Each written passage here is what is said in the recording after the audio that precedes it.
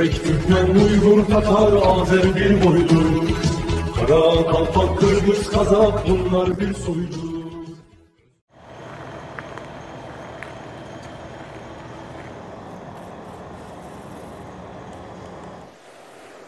Президент Республики Беларусь Александр Лукашенко.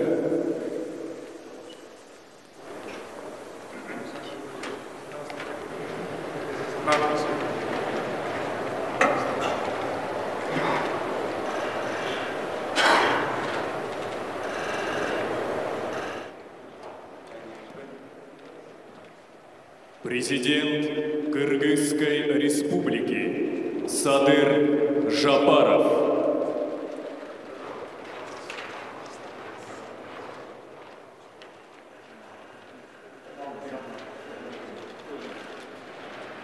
Президент Республики Таджикистан Эмомали Рахмон.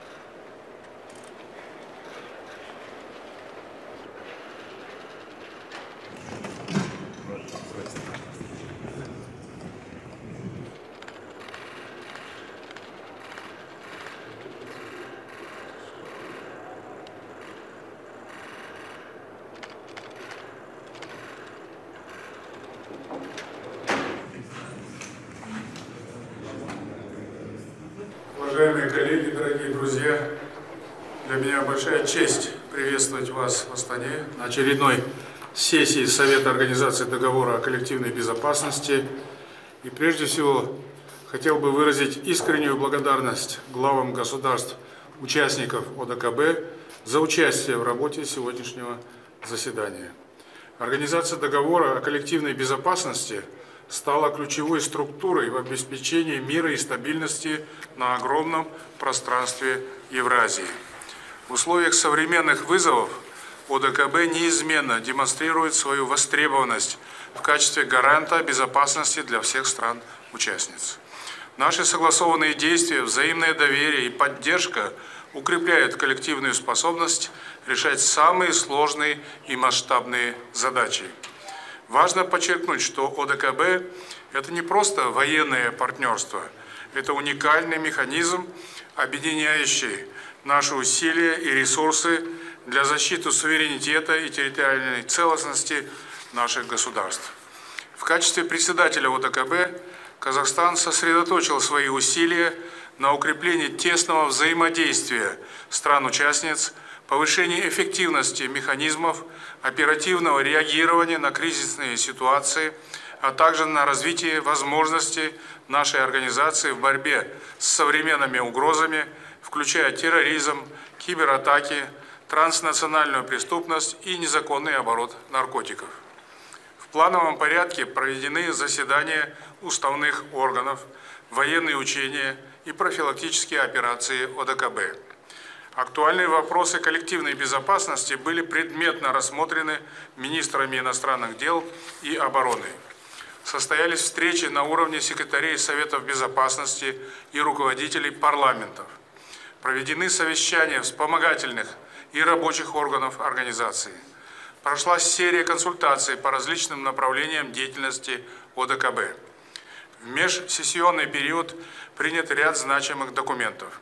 Они охватывают вопросы международного сотрудничества, взаимодействия в оборонной сфере, а также противодействия актуальным вызовам и угрозам коллективной безопасности. Отдельное внимание было уделено подготовке к празднованию 80-летия Победы в Великой Отечественной войне. Сегодня нашему вниманию будет представлено соответствующее заявление Совета коллективной безопасности.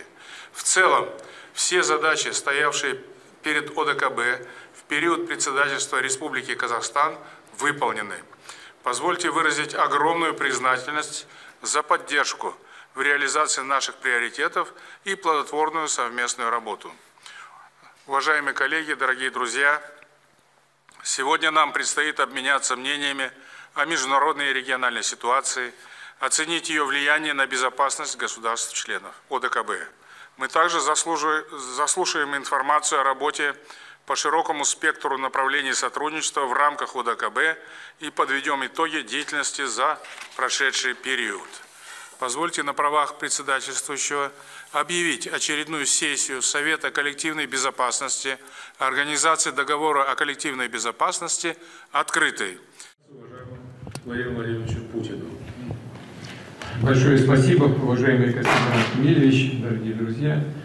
Я так же, как и все собравшиеся, хотел бы прежде всего поблагодарить президента Казахстана и всех казахстанских друзей за подготовку сегодняшней встречи, за активную работу, которая проводилась казахстанским председательством в течение нынешнего года при поддержке команд всех наших стран. Как уже справедливо отмечали коллеги, взаимодействие наших государств в рамках Организации договора о коллективной безопасности имеет действительно важное значение. Это взаимодействие носит союзнический характер и выстраивается на принципах дружбы, добрососедства, уважения интересов друг друга. У нас военно-политическая организация и некоторые коллеги просили меня поподробнее доложить о том, как складывается ситуация в зоне конфликта на Украине, в зоне проведения специальной военной операции, в свете последних событий. Я всегда это делал на наших встречах, конечно, понимая всю важность происходящих событий, с удовольствием сделаю это и сегодня. Считаю своим долгом проинформировать вас о тех событиях, которые происходили в самое последнее время. Как известно, официальные лица западных стран в начале ноября заявили о разрешении вооруженным силам Украины наносить удары по территории Российской Федерации высокоточным оружием большой дальности западного производства. Мы неоднократно обращали внимание на то, что это будет означать прямое вовлечение этих стран в вооруженный конфликт, поскольку применение этого оружия без прямого участия военнослужащих, военных специалистов соответствующих стран НАТО просто невозможно. Тем не менее, как вы знаете, несмотря на наши предостережения об опасности эскалации конфликта, удары по нашей территории были, тем не менее, нанесены по Брянской и Курской областям американскими ракетами «Атакамс» и британскими «Шторм Шэдоу». О последствиях этих атак, о причиненном нам ущербе было сказано в моем заявлении 21 ноября.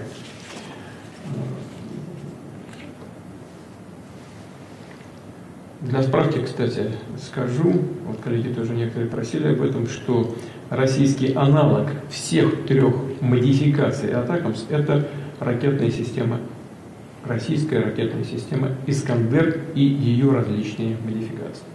Масса боевой части в тротиловом эквиваленте примерно одинаковая, дальность у «Искандера» больше. Новая американская ракета ПСМ по параметрам ни в чем не превосходит российские аналоги. Ракеты воздушного базирования «Шторм Шэдоу», французская «Скалп» и немецкий «Таурус» имеют боевую часть где-то 450-480 кг в тротиловом эквиваленте, дальность 500-650 км. 650 – это как раз немецкая ракета «Таурус». Российский аналог этих систем – это ракета воздушного базирования Х-101. Имеет сопоставимую по мощности боевую часть, но значительно превышает каждую из систем европейского производства по дальности. Новые американские ракеты ПСМ, как я уже сказал, и «Джасм» по своим характеристикам уступают российским аналогам.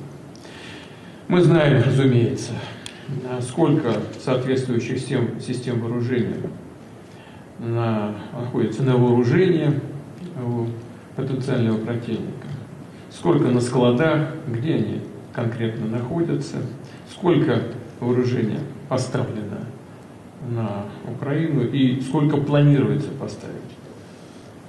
Что касается производства соответствующих ракетных систем, соответствующей техники, то в России оно в 10 раз больше, чем совокупное производство всех стран НАТО вместе взятых.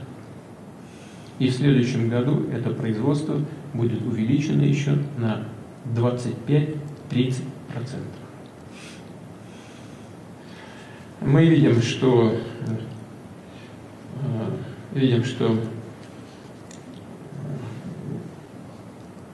главари киевского режима клянчат у своих хозяев и другую военную технику. Пусть никто не забывает при этом о стоящих у нас на вооружениях комплексах «Калибр», гиперзвуковых ракетных комплексов «Кинжал», «Циркон», которые по своим характеристикам вообще не имеют аналогов в мире. Их производство также наращивается, идет полным ходом. В нашем меню этого класса продуктов, если можно так выразиться, в ближайшем будущем могут появиться и другие продукты. Как в таких случаях говорят, клиент, безусловно, будет доволен. Кстати, именно эти системы оружия мы использовали в течение 2 последних дней в ответ на продолжение ударов ракетами «Атакамс» по территории России. Всего было использовано 100 систем, 100 ракет разных классов, о которых я только что говорил, и 466 ударных беспилотников. Сегодня ночью нами был нанесен комплексный удар с применением 90 ракет подобных классов и 100 беспилотников. Поражено 17 целей. Это военные объекты, объекты оборонной промышленности и системы их обеспечения. Повторю еще раз, эти удары с нашей стороны состоялись также в ответ на непрекращающиеся удары по российской территории американскими ракетами «Атакамс». Как уже говорил неоднократно, с нашей стороны ответ всегда будет. И, наконец, новейшая гиперзвуковая ударная система «Орешник» в неядерном исполнении. Мы вынуждены были пойти на ее испытания в боевых условиях, именно вынуждены. Как я уже сказал, в ответ на удары западным оружием по территории Брянской и Курской областей, ракетами «Атакамс» и «Шторм Шэдоу». Аналогов «Орешника» в мире, конечно, нет. И, думаю, подобные аналоги появятся не скоро. Напомню еще раз. Напомню, как «Орешник» работает, как вы и просили. Десятки боевых блоков, самонаводящихся блоков, атакуют цель со скоростью 10 махов. Это около 3 км в секунду. Температура поражающих элементов достигает 4000 градусов. Если мне память не изменяет, на поверхности Солнца температура 5,5-6 тысяч градусов. Поэтому все, что находится в эпицентре взрыва, разделяется на фракции, на элементарные частицы, превращается, по сути говоря, в пыль. Ракета поражает даже высоко защищенные и расположенные на большой глубине объекты. По мнению военных и технических специалистов, в случае массированного группового применения данных ракет, то есть сразу нескольких орехов гроздью в одном ударе, его мощь этого удара будет сопоставима с применением ядерного оружия. Хотя оружием массового поражения «Орешник», конечно же, не является. Во-первых, потому что, и это подтверждено испытаниям 21 ноября. Это оружие высокоточное. А во-вторых, и это самое главное, здесь нет никакого ядерного заряда, а значит и ядерного заражения после его применения. В наличии у нас сегодня имеется несколько готовых к применению изделий подобного рода. И, конечно, на продолжающиеся удары по территории России ракетами большой дальности западного производства, как уже было сказано, мы будем отвечать, в том числе и возможным продолжением испытания Орешника в боевых условиях, как это было сделано 21 ноября.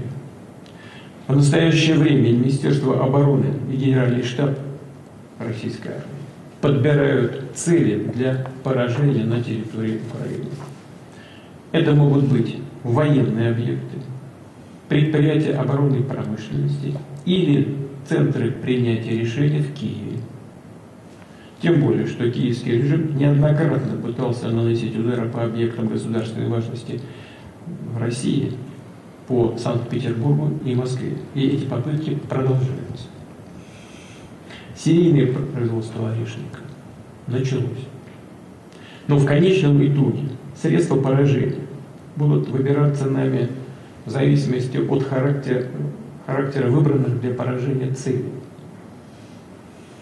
и создаваемых угроз для Российской Федерации.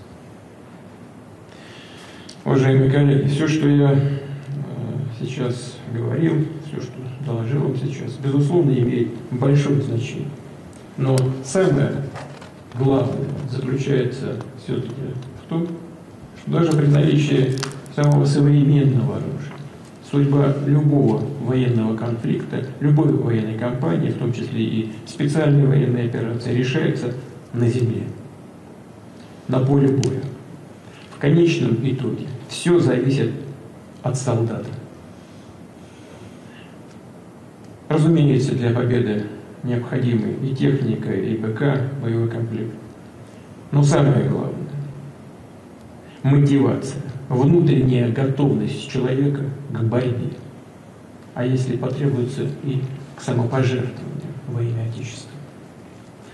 За что, например, сегодня должны отдавать свои жизни насильно мобилизованные украинские военнослужащие и офицеры, за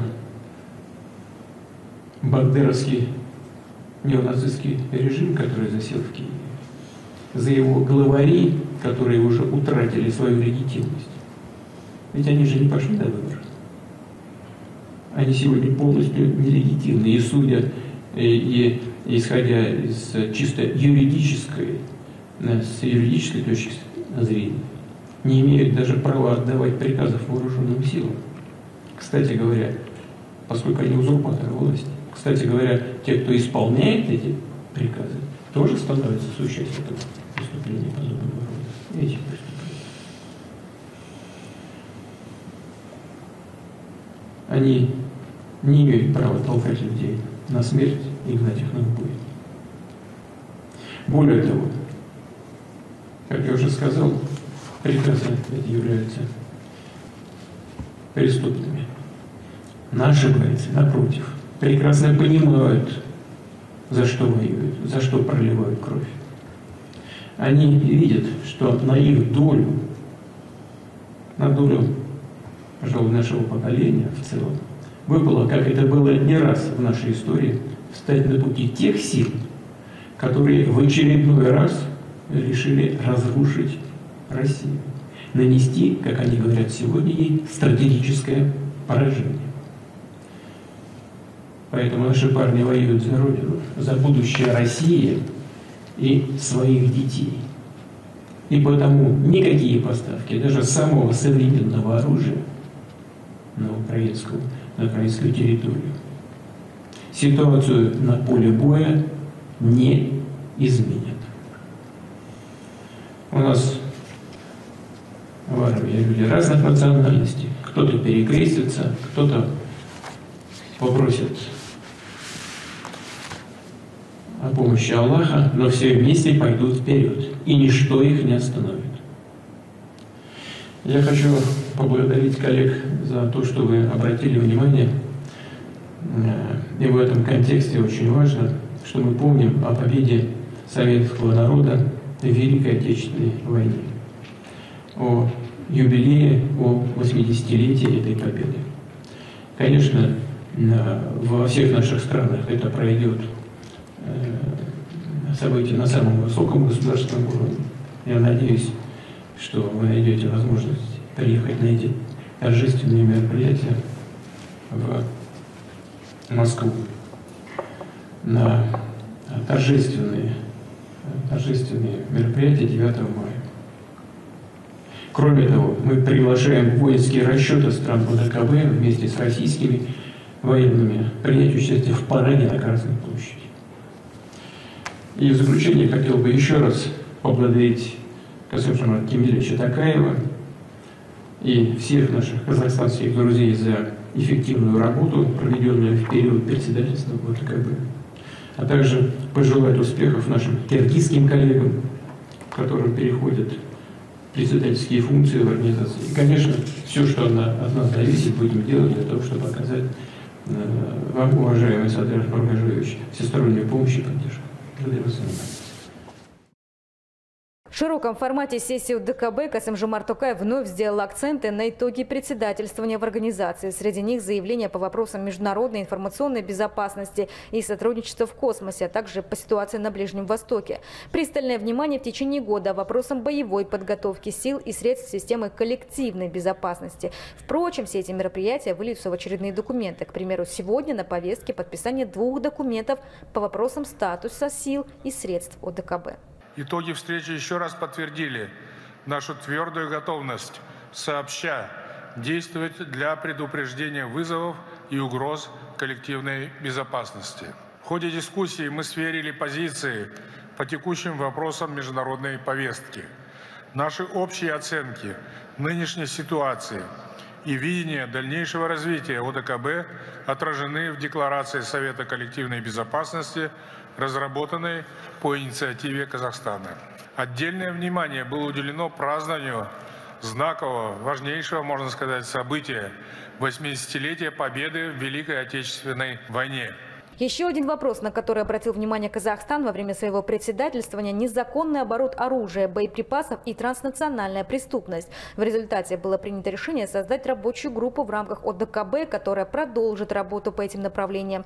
Еще один успех председательствования – решение вопроса по укреплению таджикско-афганской границы. При координации казахстанского председательства завершилась работа над целевой межгосударственной программой ОДКБ по укреплению таджикско-афганской границы. Документ, к слову, разрабатывался с 2013 года. Сегодня мы подпишем это важное решение, направленное на укрепление южных рубежей организации. Впрочем, заданный трек развития Казахстаном президент Кыргызстана пообещал продолжить. Им переходит председательствование в организации с 2025 года. Кыргызстан, как председатель, предпримет все необходимые усилия для обеспечения поступательного развития нашей организации. Убежден, что при вашей поддержке мы достигнем больших успехов и достижений по обеспечению безопасности и стабильности на евразийском пространстве. В расширенном формате страны-члены УДКБ еще раз подтвердили готовность действовать сообща. Сегодня стороны подписали 2 протокола к международным соглашениям по вопросам статуса сил и средств УДКБ и перевозкам воинских контингентов.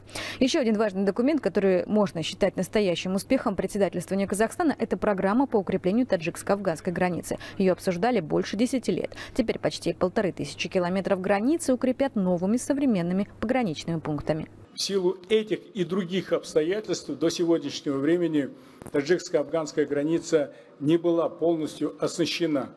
И, безусловно, нужно сказать, что внутриполитическая ситуация в Афганистане стабилизируется.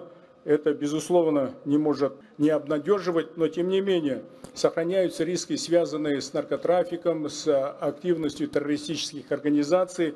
И в этой связи принятие программы по обустройству таджикско-афганской границы имеет очень исключительное значение и, прежде всего, для обеспечения безопасности для стран Центральной Азии. Прокомментировал генеральный секретарь то, что сегодня заседание УДКБ вновь проходит без участия Армении. Понятно, что этот вопрос тоже был в повестке обсуждения глав государств, членов УДКБ в узком составе. Этот вопрос журналистам прокомментировал генсек УДКБ. Но должен сразу отметить, что это решение независимого суверенного государства, повлиять на которое не может ни одно государство или какая-нибудь организация. Но тем не менее, мы считаем, что Армения была, есть и остается нашим союзником.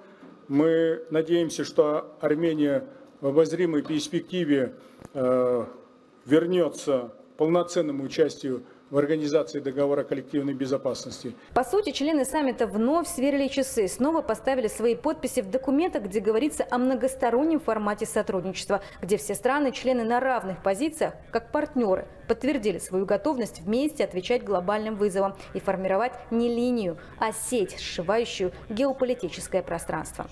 В Астане только что завершилось заседание сессии ОДКБ и уверен, что оно найдет освещение во всех мировых СМИ, поскольку именно на этой сессии прозвучало очень важное послание от Владимира Путина, которое дает представление о том, какой будет следующая ступень в лестнице эскалации, по которой, к сожалению, сейчас развивается конфликт, который происходит на территории Украины между Россией, Западом, США. Ракета «Орешник», которая запущена в серийное производство. Соответственно, Владимир Путин объявил, что сейчас выбираются цели для следующего удара в ответ на применение дальнобойных ракет по территории России, что это будут, скорее всего, либо центры принятия решений, либо военная инфраструктура, либо объекты, которые производят военную продукцию. С одной стороны, важно, что эта ракета будет в неядерном исполнении, и, соответственно, скажем так, из всей совокупности плохих новостей, наверное, более-менее хорошая новость о том, что ядерное оружие на этой ступени не будет применяться, но в то же время Россия демонстрирует свою готовность системно, последовательно и рационально вести себя с точки зрения того, что если пересекаются красные линии, которые обозначаются, соответственно, за ним следует дальнейшая какая-то реакция. Мы, безусловно, все надеемся на то, что подъем по этой лестнице эскалации, он завершится и дело не дойдет до применения ядерного оружия. С другой стороны, важно сказать, что Казахстан, как председатель ОДКБ, президент Касым-Жомарт Токаев, он принципиально не стал уделять ни одного слова внимания вот этому большому геополитическому конфликту, войне. Сказал, что мы как председатель особое внимание уделяем возможностям ОДКБ в борьбе с современными вызовами, такие как кибератаки, терроризм, транснациональная преступность, незаконный оборот наркотиков и так далее. То есть, на мой вкус, это сообщение от Казахстана прозвучало максимально миролюбиво и максимально избегая какого-то вовлечения в конфликт, какого-то упоминания и содействия какой-то эскалации. Поэтому ОДКБ, как военный союз, организация по безопасности, оно не участвует в этом геополитическом конфликте. И это очень важно подчеркнуть и всем сказать. В целом, экспертное сообщество это, конечно, понимало, но сейчас это стало более-менее очевидно. В Астане презентовали академические сборники произведений Ахмета Байтур Сынулы и Макджана Джумабайулы. 28 ноября в Национальной академической библиотеке Республики Казахстан прошло мероприятие по теме «От идеала Алаш к тюркскому единству», посвященное наследию выдающихся деятелей Алаш-Орды Ахмета Байтур-Сынулы и Макджана Джумабайулы. В ходе мероприятия были представлены многотомные академические сборники произведений Ахмета Байтур-Сынулы и Макджана Джумабайулы, подготовленные Институтом литературы и искусства имени Мухтара Ауэзова при поддержке Тюркской академии. На мероприятии выступили президент Тюркской академии Шаин Мустафаев, заместитель генерального директора Института литературы и искусства имени Мухтара Ауэзова Эльмира Омарова, государственный и общественный деятель Адиль Ахметов, депутат Сената парламента Казахстана Дархан Кадырали, профессор Евразийского национального университета имени Гумилева Серик Нигимов и государственный деятель Сауитбек Абдрахманов. Среди участников были также главы и представители дипломатических миссий, ученые, общественные деятели и депутаты.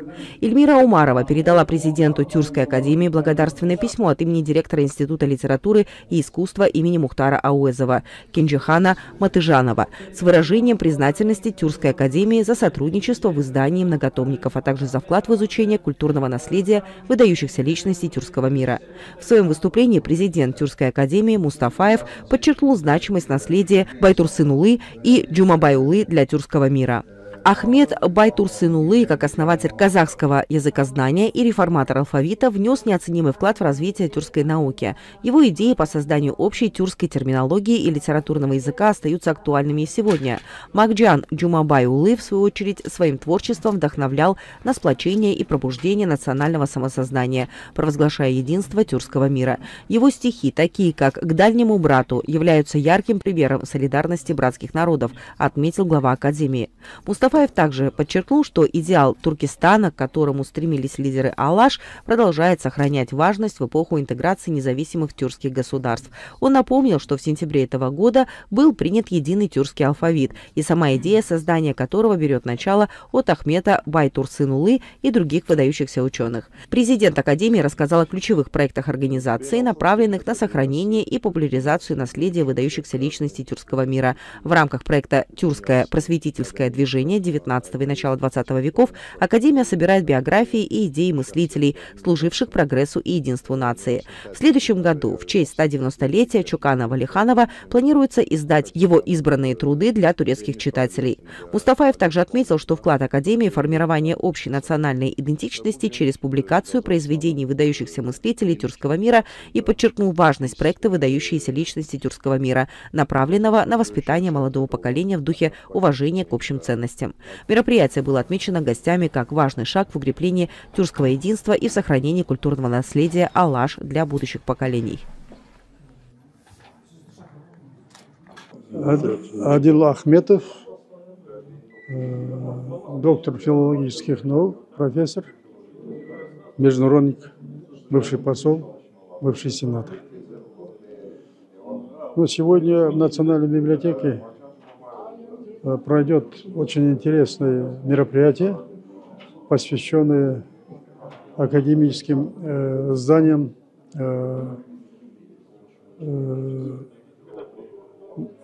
Ахмета Байтурсунова и Макджана Джумабаева.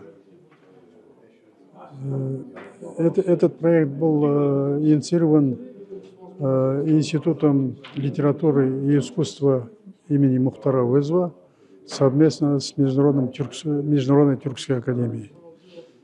Цель этого мероприятия – оглашать тот факт, что в Казахстане научными организациями создаются электронные библиотеки. Например, в Алмате и здесь. Весь мир сейчас переходит на электронную библиотеку, потому что издавать книги – это затратно. Потом, если даже многотиражная книга, все равно не достает читателям. А в библиотеку не каждый ходит. А сейчас цифровая технология очень развита, не только в Казахстане, и в Азербайджане, и в других странах, как и в западных странах. Поэтому создавать электронную библиотеку, мне кажется, очень выгодный проект. Вот. С этой целью академические сборники Ахмета Байтурсунова и Макджана Джумабаева сейчас будет доступно всем читателям, интересующими их творчеством. Потому что и Ахмет Байтурсунов, и Макджан Джумабаев – это наши великие. Ахмет Байтурсунов – это великий ученый. Он основатель лингвистической науки в Казахстане, не только лингвистической, языковой, но и основой казахской литературы. Он очень большой ученый, лингвист.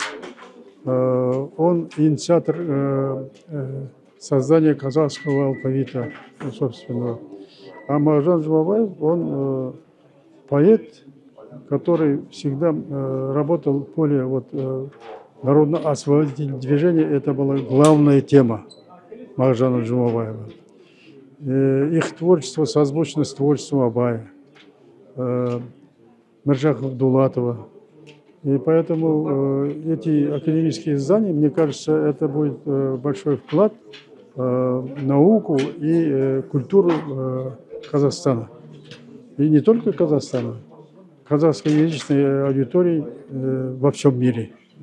Потому что сейчас в эпохе информационной технологии каждый гражданин, даже бывшие граждане, которые проживают сейчас в других странах, им эти книги будут доступны. Вот в этом смысле, мне кажется, это очень положительный факт. Вот. Я благодарен за приглашение президента Международной тюркской академии господина Шахина Мустафаева. Я с удовольствием сегодня пришел. И, конечно, здесь я выскажу свое мнение. Вот. Я желаю слушателям азербайджанского телевидения то же самое счастья. Наши корни одни, потому что Махджан Жумабаев, он в своих поэмах всегда писал: Туркестан – это родина всех тюрков.